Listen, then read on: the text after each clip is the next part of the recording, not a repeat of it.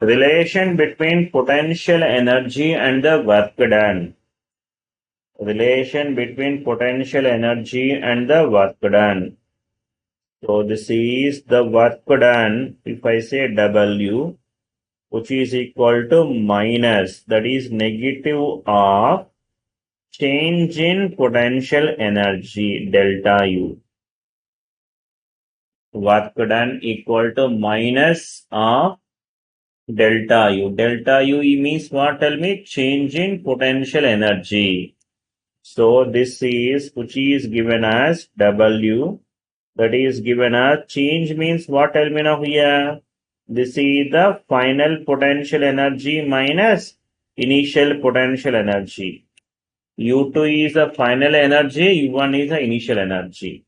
So this is the relation between the work done and the potential energy.